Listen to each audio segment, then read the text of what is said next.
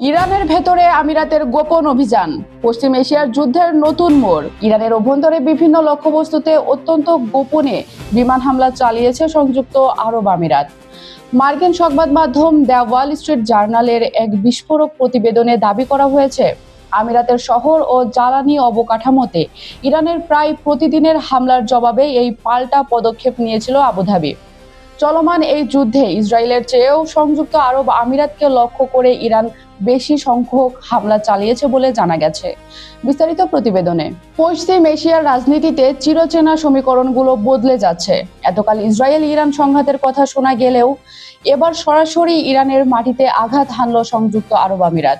The Wall Street journal জানাচ্ছে, ইরানের ধারাবাহিক ড্রোন ও মিসাইল হামলার মুখে নিজেদের রক্ষার এই কঠোর গোপনীয় সামরিক অভিযান পরিচালনা করে ইউএই।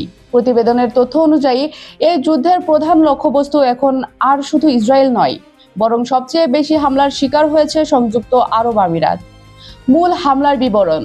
আমিরাতের এই বিশেষ অভিযানের সবচেয়ে বড় ঘটনাটি ঘটে গত এপ্রিলের শুরুতে। পারস্য উপসাগরে অবস্থিত ইরানের লাভান দ্বীপের একটি তেল শোধনাগারে নিখুঁত বিমান হামলা চালায় আমিরাত। সেই সময় ইরান হামলার কথা স্বীকার করলেও কারা এই হামলা চালিয়েছে তা নিয়ে রহস্য বজায় রেখেছিল। পাল্টা হামলার চক্র। এই গোপন অভিযানের পরই উত্তেজনা চরম পর্যায়ে পৌঁছায়।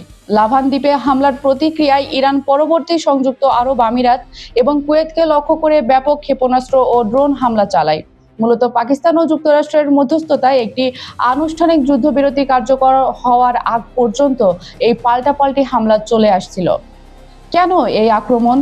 বিশ্লেষকরা বলছেন, ইরান প্রায় প্রতিদিন আমিরাতের গুরুত্বপূর্ণ শহর ও জ্বালানি কেন্দ্রগুলোতে হামলা চালিয়ে আসছিল। আবুধাবি উপলব্ধি করে যে শুধুমাত্র রক্ষণাত্মক প্রতিরক্ষা ব্যবস্থা বা এয়ার ডিফেন্স দিয়ে এই আগ্রাসন ঠেকানো সম্ভব নয়।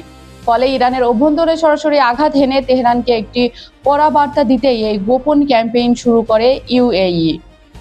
পশ্চিম এশিয়া যুদ্ধের এই নতুন মাত্রা বিশ্ব রাজনীতিতে ব্যাপক আলোড়ন সৃষ্টি করেছে, কারণ এর আগে আমিরাতের পক্ষ থেকে ইরানের ভেতরে সরাসরি হামলার মতো কোনো বড় পদক্ষেপের কথা প্রকাশ্যে আসেনি।